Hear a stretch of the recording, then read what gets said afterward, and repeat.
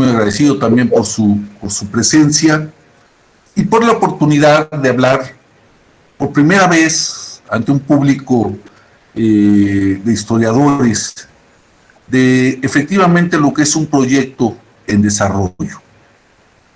Me he planteado hacer un libro con una historia de la guerrilla urbana en México, fundamentalmente urbana, para el periodo que va poco más o menos de finales de la década de 1960 hasta finales de la década de 1980. Si hay algún problema con el sonido, me avisan. ¿De dónde surge el interés por desarrollar este proyecto? Ahora que hablaba la doctora Cortés de cómo uno toma decisiones de investigación. Una vez que terminé una historia de 1968, donde planteo una historia a la limón, digamos, entre los Juegos Olímpicos y el movimiento estudiantil, el colegio me encargó para la colección de historias mínimas, que es una colección muy exitosa que está editando el colegio, la historia mínima de las izquierdas en México.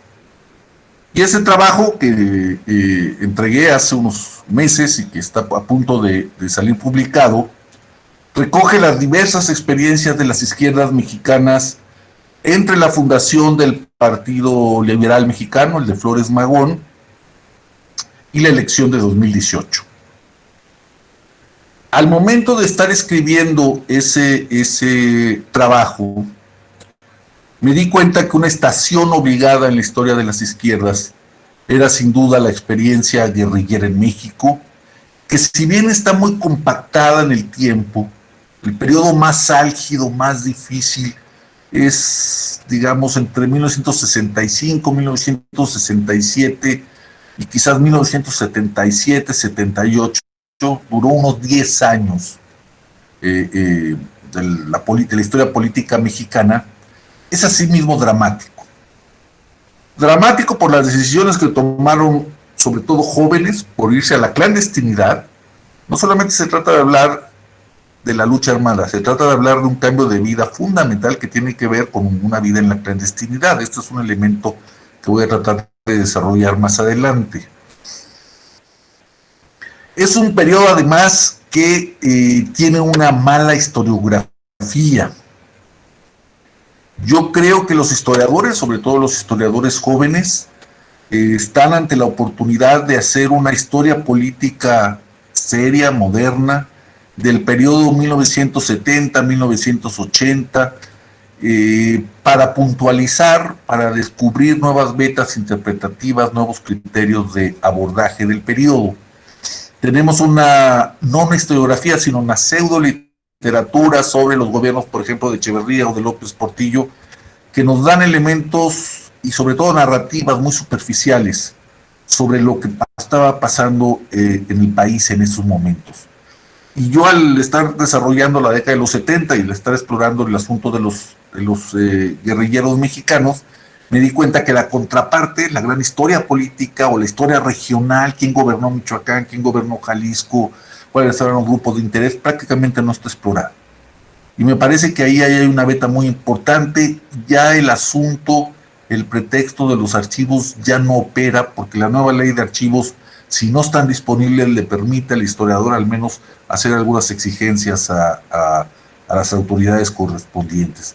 Esto sería una primera cuestión, digamos, de método que me interesa mucho subrayar. Necesitamos escribir la historia de los 60, de los 70 y de los 80. Segundo lugar, en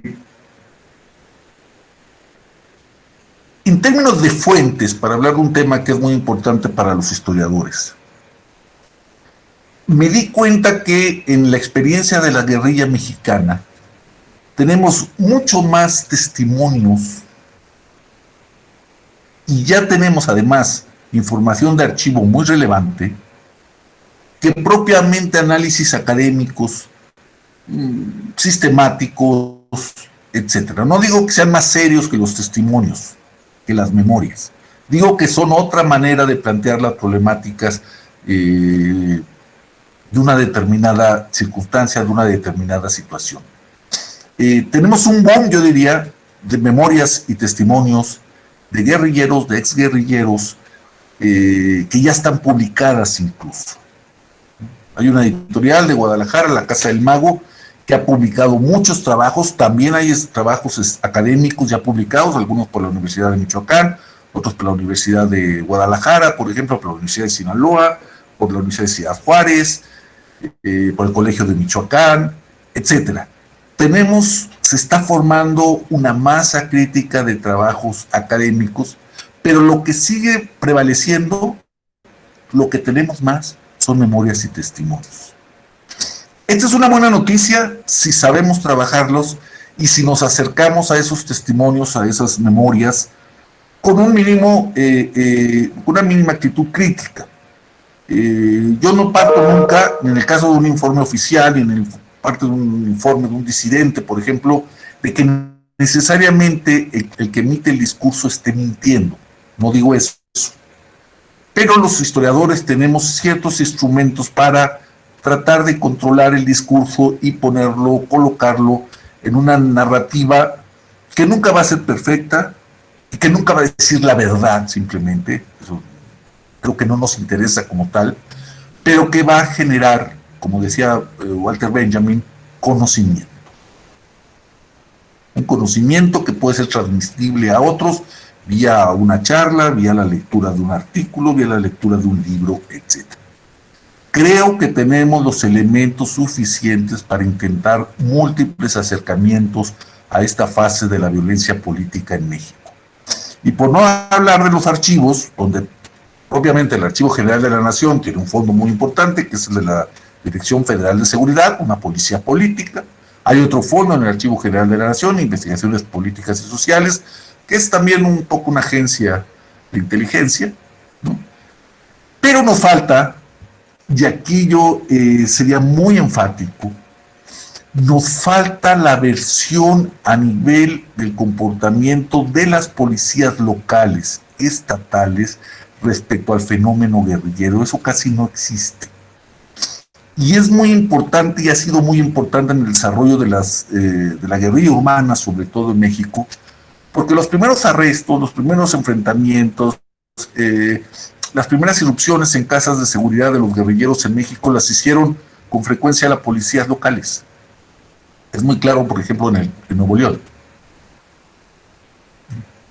Y eso nos permite ver otra manera represiva de abordar el asunto en el corto plazo.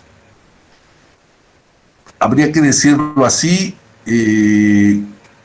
cuando muy tempranamente, en 71, 72, algunos grupos guerrilleros fueron capturados, en parte sus miembros fueron procesados más o menos dentro de ciertos parámetros legales, porque los capturó la policía estatal y porque no existía todavía esta fuerza que creó el gobierno federal, la Brigada Especial, la Brigada Blanca, que se creó en 76, y que llevó a su máxima expresión ya no solamente la captura, sino la tortura, la desaparición, el asesinato. Entonces hay un momento antes de 1972, más o menos, donde las policías locales nos pueden dar claves para investigar el fenómeno de la guerrilla en México.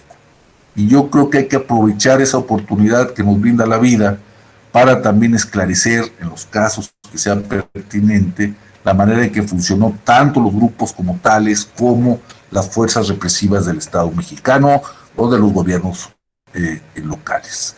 Ahí hay otro señalamiento que me parece importante, perdonen que lo llame de orden metodológico, pero es más o menos lo que estoy tratando de plantearles. Habría otro elemento más, aquí sí ya de orden geopolítico más amplio. Usualmente cuando hablamos de las guerrillas en América Latina, hemos entendido que ha habido, que trató de haber y que efectivamente lo hubo, como está probado, el patrocinio de ciertos gobiernos extranjeros, clásicamente el gobierno cubano, que patrocinó experimentos guerrilleros, sobre todo en Venezuela, pero también en Perú, en Colombia, etc. Para el caso mexicano, lo que sabemos es que los cubanos no metieron la mano en la formación de los grupos guerrilleros mexicanos. La mayor parte, si no es que todos los grupos de guerrilla en México, se formaron en condiciones endógenas, por evaluaciones que hicieron a sí mismos sobre la circunstancia mexicana, etcétera, con una excepción. El Movimiento de Acción Revolucionaria, que efectivamente fue entrenada no en Cuba, no en la Unión Soviética, sino en Corea del Norte. Es la primera experiencia guerrillera más o menos estructurada, con entrenamiento militar y político, que recibió un apoyo, digamos, en el extranjero. En mi propia investigación no me queda claro por qué los coreanos habrían aceptado semejante, no voy a decir responsabilidad, pero sí semejante reto, embarcarse con uno de los países que les quedaba más lejos en el mundo, cuya realidad no estoy seguro si conocían bien a bien, y donde, mal que viene, a pesar de lo hermético que ha sido la experiencia coreana, norcoreana hasta la fecha, no dejaban de correr ciertos riesgos. El caso es que efectivamente unos 50 o 60 mexicanos se entrenaron en Corea y desembarcaron en 3 oleadas, sobre todo en 1969, en territorio mexicano, y se esparcieron por varias partes de la República, especialmente la Ciudad de México, Morelia, Veracruz, etc. Ese es el único caso donde hay un patrocinio, vamos a decirlo, del exterior, pero que no es el patrocinio que nosotros estaríamos quizás imaginando, es decir, el del gobierno cubano, etc. Y esto es importante en otro sentido. El partido y el gobierno que beneficiaba a los cubanos en la Guerra Fría era el PRI y el gobierno de México. Por lo tanto, los cubanos no iban a escupir para arriba. Su gran aliado en México era el propio gobierno, y el gran partido aliado con los cubanos era el propio Partido Revolucionario Institucional. Esto nos lleva, tiene sus consecuencias, cuando algunos grupos guerrilleros lograron dar golpes de mano, por ejemplo, con el secuestro de ciertos personajes o el secuestro de un avión en ruta Monterrey, la Ciudad de México, en 1972, se exiliaron en Cuba. Entre sus demandas estaba la liberación de ciertos presos políticos y que los trasladaran a Cuba. Y lo que las memorias a las que me refería hace un momento dejan traslucir es que no fueron bien recibidos. Prácticamente vivieron en guetos, aislados del conjunto de la población cubana, la pasaron mal. Fue una estadía melancólica, según sus memorias, y algunos de ellos han criticado esa actitud del gobierno, de la seguridad cubana, respecto al tratamiento de unos muchachos que se decían veteranos de la guerrilla izquierdista en México.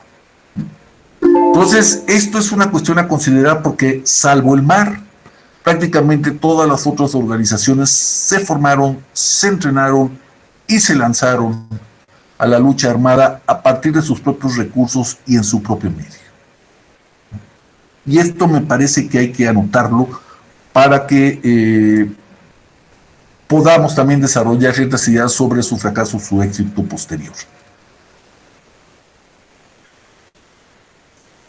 ¿Cuántos guerrilleros habría habido en México en el periodo que va de 1965-67 hasta principios de la década de 1990? Según un documento de un represor, Acosta Chaparro, que reproduce Sergio Aguayo con razón, yo creo que es una estimación aproximadamente correcta al número de guerrilleros que podríamos considerar, es decir, al número de hombres y mujeres que decidieron irse a la clandestinidad, empuñar un fusil y plantear una estrategia político-militar contra el régimen mexicano. Estaría oscilando ese número entre los 1800 y los 2000. No son muchísimos, pero tampoco son pocos, ¿eh? Eso hay que subrayarlo. El número no deja de ser importante. 2000, en general, jóvenes mexicanos optaron por la lucha armada en algún punto entre fines de los 60 y principios de la década de 1980. Yo he podido construir, a partir de los documentos del Archivo General de la Nación, a partir de algunas memorias y, y a partir de algunos documentos en los archivos de Estados Unidos que están disponibles en Internet, he podido construir una base de datos de 850 guerrilleros. Como ustedes imaginarán, una base de datos como la que yo trato de construir, pues tiene muchas deficiencias porque no todas las fuentes de información dan la misma información, no toda la información es compatible una con otra, no siempre es precisa, en fin. Ofrece los problemas que a todo historiador, respecto al documento original, respecto a la fuente primaria, incluso respecto a la fuente secundaria, podemos tener indudablemente. Pero bueno, hice mi base de datos y bueno, se está enriqueciendo lentamente, pero se está enriqueciendo. ¿Qué me arroja esa base de datos y que puede ser de interés para ustedes? Se los adelanto, no, nunca lo he dicho en público, pero ahora estoy muy contento porque se los puedo decir. De esos 850 guerrilleros que tengo en mi base de datos, 20% son mujeres. Yo creo que es un porcentaje importante. Y hasta me atrevería a decir sorprendente. Es un porcentaje elevado.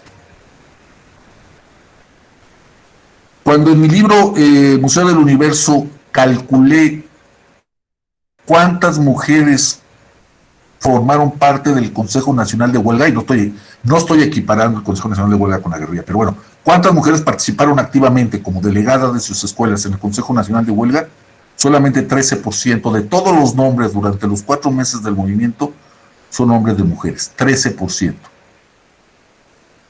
En la guerrilla hubo 20%, en mi base de datos al menos, hay un 20% de mujeres. Ahorita voy a regresar al asunto de género, pero sí quería dejar establecido eso. Hay una geografía de la guerrilla. También la base de datos me permite hablar de una geografía de la guerrilla.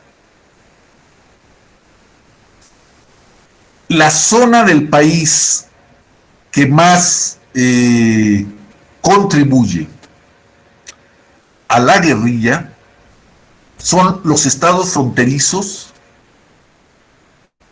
a los que agrego convencionalmente Sinaloa, Nayarit y Durango,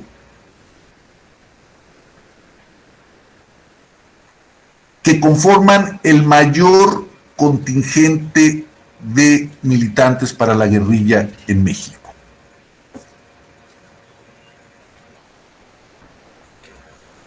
Estamos hablando de el 27% de los guerrilleros que están en mi base de datos y que en algún momento fueron capturados o interrogados por la policía pertenecen a los estados fronterizos, más Sinaloa, más Nayarit, más Durango. Mayoritariamente la guerrilla en México es un fenómeno del norte y del norpacífico.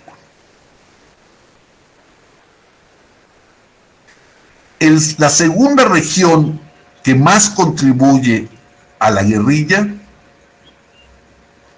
es lo que yo llamo el centro occidente. Querétaro, Guanajuato y sobre todo Michoacán y Jalisco. Ellos contribuyen con 23-24% más o menos de todos los guerrilleros de los que yo tengo noticia con nombre y apellido. Insisto, Jalisco, Michoacán, Guanajuato, Querétaro. Es la segunda zona que más aporta.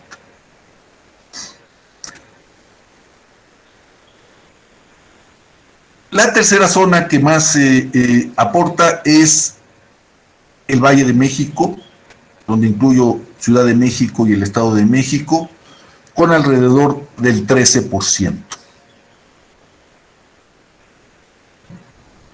Son los tres ejes de la experiencia de la guerrilla urbana en México: el norte fronterizo, el centro occidente, que incluye Michoacán, y el Valle de México. Guerrero, que tiene una gran contribución al total de guerrilleros en mi base de datos, se cuece aparte por dos razones fundamentales. Se trató sobre todo de una guerrilla rural, y por esto entiendo lo más obvio, es decir, que desarrolla sus actividades en la sierra, en el campo, etcétera, pero también, a mi juicio, por una diferencia conceptual en la manera de entender la violencia de Genaro Vázquez o Lucio Cabañas, por ejemplo. La guerrilla, sobre todo de Lucio Cabañas, es la evolución, la culminación de las formas de autodefensa campesina que desembocan en una guerrilla. No es el caso de los guerrilleros urbanos, que nunca pasaron por la estación de la autodefensa, sino que directamente se volcaron hacia la clandestinidad y la lucha armada. Por eso creo que Guerrero merece un tratamiento aparte. Por eso creo, como otros historiadores lo han hecho y lo han hecho mejor que yo, que hay que señalar las condiciones de cacicazgo, atraso, etcétera, en Guerrero, especialmente en la Costa Grande y especialmente en Atoyac.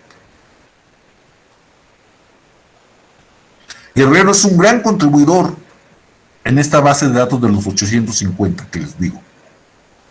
Pero al mismo tiempo su contribución es cualitativamente distinta.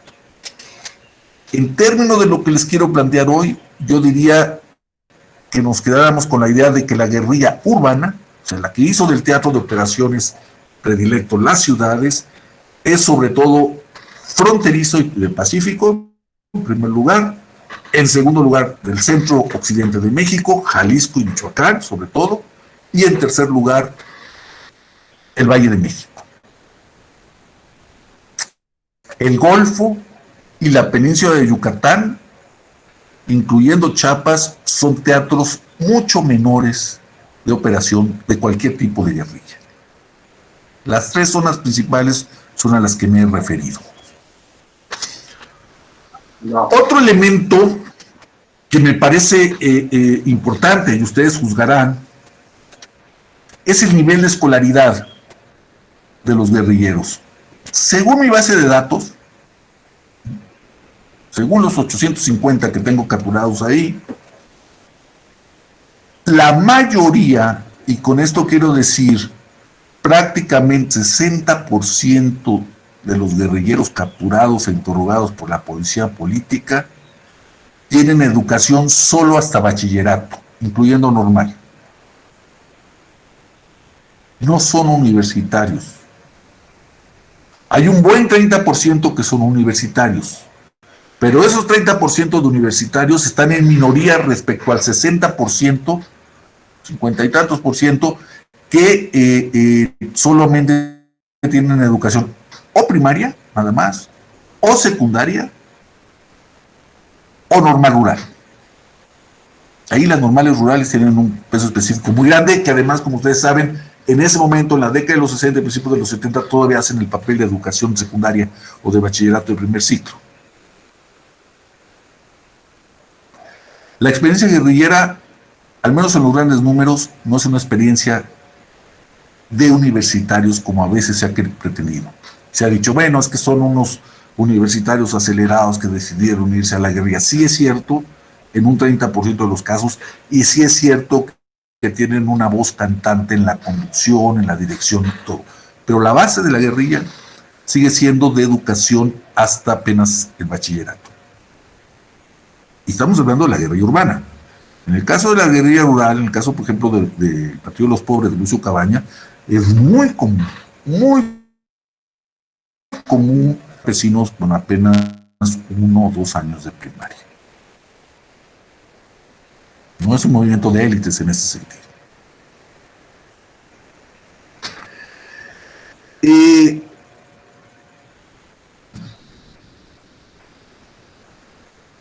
Hay otros asuntos que deben subrayarse porque deben llamar la atención, algo significarán en la historia de las guerrillas en México. Yo he logrado contabilizar, hablando de las siglas de las guerrillas, es decir, la Liga de Comunistas Armados, el Comando de Acción Popular, el Movimiento de Acción Revolucionaria, la Liga Comunista 23 de septiembre, etcétera, etcétera, cerca de 20, si no es que un poco más, de organizaciones guerrilleras. Lo cual habla de una enorme dispersión de los grupos. No en balde, la fundación de la Liga 23 de septiembre, en 1973, lo que buscaba era federar a muchos de los grupos armados dispersos por toda la República. De todos modos, la cuenta larga de las siglas indica una enorme dispersión incluso después de la fundación de la Liga, porque estaban las FRAP, estaba la Unión del Pueblo, estaban las Fuerzas Armadas de Liberación, estaban algunos desprendimientos urbanos de la guerrilla de Lucio, en Acapulco, en Cuernavaca, en la Ciudad de México, etc. Esto nos tiene que hacer pensar algo, no sé qué. Yo le he estado dando muchas vueltas. ¿Por qué es tan dispersa la guerrilla en México si uno de los principios militares fundamentales es la conjunción de fuerzas, la unidad de esfuerzos? Si hablamos de otros países latinoamericanos con experiencias guerrilleras muy intensas, Argentina, Uruguay, por ejemplo, Colombia misma, etc., básicamente nunca contamos más de 2 o 3 grupos significativos. O sea, los contamos con el dedo de una mano y básicamente hay 1 o 2. En Argentina están los montoneros y el ERP. En Colombia hay 2 o 3, pero no más. En Uruguay están los Tupamaros. ¿Por qué en México hay entre 20 y 30 grupos guerrilleros? ¿Cuál es la sociología de esta manera de disentir políticamente? ¿Cuáles son las motivaciones? ¿Cuáles son las condiciones de posibilidad que permiten una dispersión de un esfuerzo que es dramático porque es mortal? O sea, irse a la guerrilla no era un juego.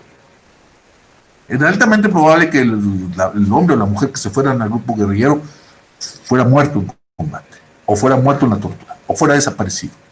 No es un juego. No es un juego. ¿Por qué hay tanta dispersión? ¿Por qué hablamos de tantos grupos? No tengo una respuesta, pero yo creo que es algo que les quiero transmitir y quizás debamos reflexionar. Insisto, el ánimo de la Liga 23 de septiembre en marzo de 1973 es federar a todos los grupos en una sola organización. Lo logra con muchos grupos, pero falla con otros muchos más. Y la dispersión disminuye un poco, pero no desaparece. Hay otro elemento que ha estado muy en el candelero, digamos, cada vez que se discute una experiencia guerrillera en México o en cualquier otra parte del mundo. Y básicamente se puede enunciar en los siguientes términos. Una guerrilla son un grupo de descocados que se van así nada más a la lucha clandestina, a la lucha armada, incluso irresponsablemente, etc. O existen, hay un fundamento, hay una base social de un grupo guerrillero. Mi sorpresa es mayúscula, a lo mejor estoy descubriendo el agua tibia, pero diría que, por ejemplo, el grupo más importante, más poderoso, más numeroso y más mortífero, que era la Liga Comunista 23 de septiembre, tiene 2 bases geográficas sociales muy importantes, que en el corto plazo ningún otro grupo guerrillero va a tener en México, salvo de alguna u otra manera Lucio Cabañas en la Sierra de Atoyac. La Liga contó con un grupo muy importante en términos de eficacia, de organización, de convicción, que eran pandillas de Guadalajara, una de ellas eran los vikingos, pero había otros grupos que se nuclearon alrededor de una federación de estudiantes revolucionarios, o un frente de estudiantes revolucionarios, que tenía una característica doble. Por un lado tenía un enraiciamiento en los barrios populares de Guadalajara, que se formó para darle voz a unos muchachos en pleno boom demográfico de la revolución en México, pero que también se formó para enfrentar las prácticas, digamos, gangsteriles de la Federación de Estudiantes de Guadalajara. No es que la FER, y no es que a los vikingos los haya formado la Liga, sino que los vikingos y la FER se sumaron a la Liga. Pero ahí la Liga Comunista encontró una base de masas, vamos a decir, una base social que prácticamente ningún otro grupo tuvo en México. Un grupo que además, los vikingos, las pandillas, algunas pandillas de Guadalajara, la FER, conocían la ciudad, sabían de la vida de los barrios, sabían cómo esconderse de la policía, sabían del mercado negro de armas, etcétera, etcétera, etcétera. Entonces, ahí sí tenemos una conexión base-dirigencia muy interesante. La segunda, digamos, base de masas de la Liga fue el Valle de Culiacán, en Sinaloa, donde se juntan dos procesos muy importantes. Uno, el proceso que ya lleva unos 4 o 5 años, desde 1967-69, de democratización de la vida en la Universidad Autónoma de Sinaloa, por una federación de estudiantes democrática, controlada hasta cierto punto por el Partido Comunista, y que logran importantes avances en la democratización de la vida universitaria en la Universidad de Sinaloa. Cuando la Liga, digamos, incorpora algunos cuadros de esa federación de estudiantes y de militantes dentro de la universidad, logra tender un puente entre la Liga, los universitarios y el mundo o los mundos del trabajo en el Valle de Culiacán, el mundo de los jornaleros agrícolas. En 1974 hay un paro, una huelga en el Valle de Culiacán, con toma de autobuses, toma de campos de cultivo, toma de canales de riego, ataques a los cuarteles policíacos, donde todo parece indicar que los jornaleros se alinearon y militaron alrededor de los estudiantes, que a su vez eran conducidos por la Liga Comunista.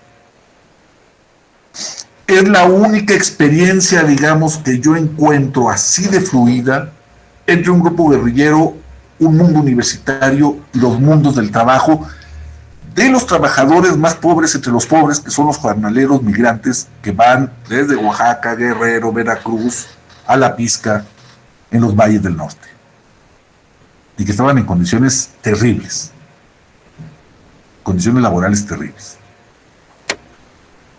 Por lo tanto, yo les diría, es un error sostener que los grupos guerrilleros en México nunca tuvieron base social. Eso sí, la Liga los tuvo en Guadalajara y los tuvo en Culiacán. En muchas otras partes no. En esos dos lugares muy explosivos,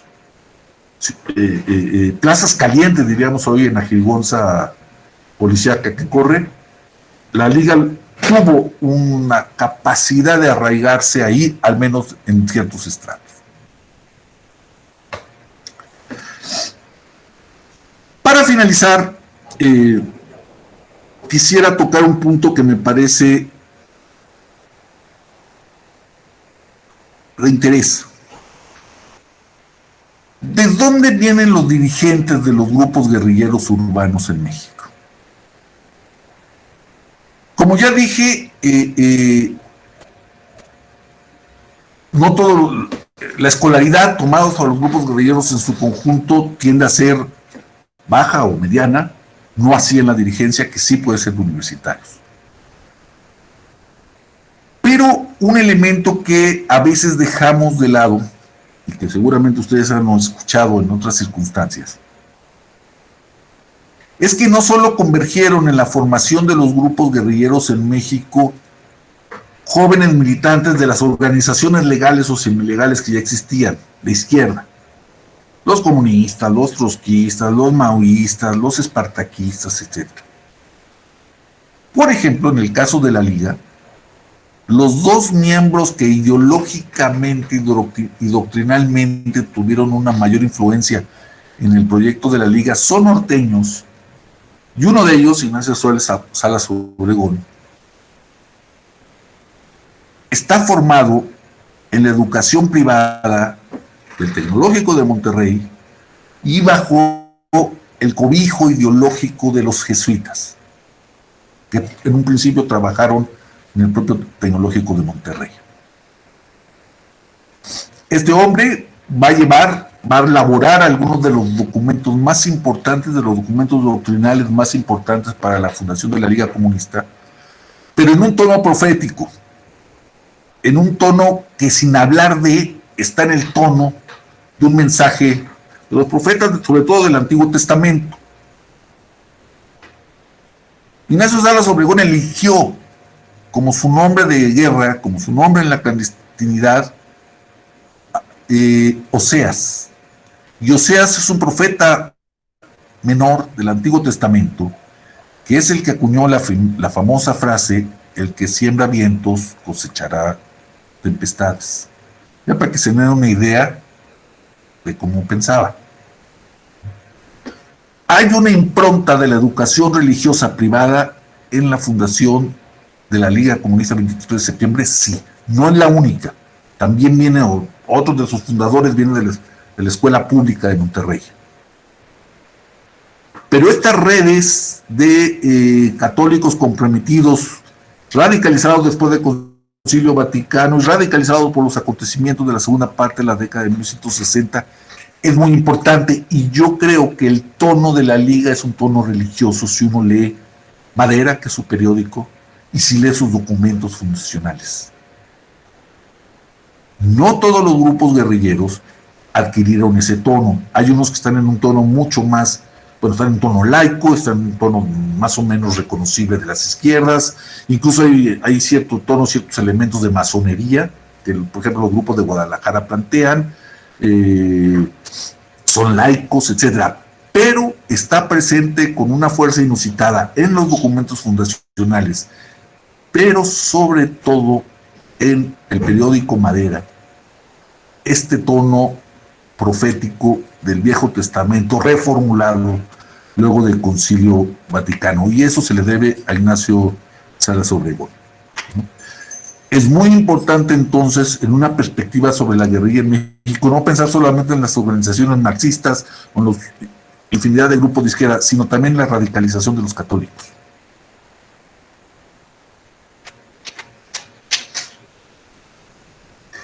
Y eso genera, esa es mi impresión, en la Liga, la preeminencia de este tono, vamos a llamarlo bíblico, genera también una intensidad y una sistematicidad en la violencia que la Liga ejerció sobre otros muy importante. No digo que no haya sido reprimida salvajemente y que sus militantes no hayan padecido horrores, sin duda. Su fundador, Ignacio Salas, está desaparecido desde 1974. No sabemos qué pasó con él, a pesar de que sabemos que fue arrestado. Pero lo que sí estoy diciendo es que hay una faceta de la Liga que va desarrollando prontamente y que hasta 77, 78 ya se expresa de muchas maneras de una violencia irredenta. A veces a veces dirigida contra la población, yo diría pobre. Por ejemplo, el asesinato de policías auxiliares para robarle sus armas se hizo sistemático en la Liga en 76, 77, 78. El asesinato de policías afuera de los bancos antes del asalto se hizo sistemático. Así funcionaba la Liga.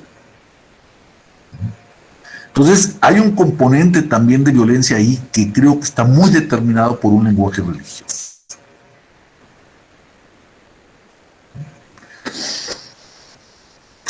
Yo con esto terminaría, no sé si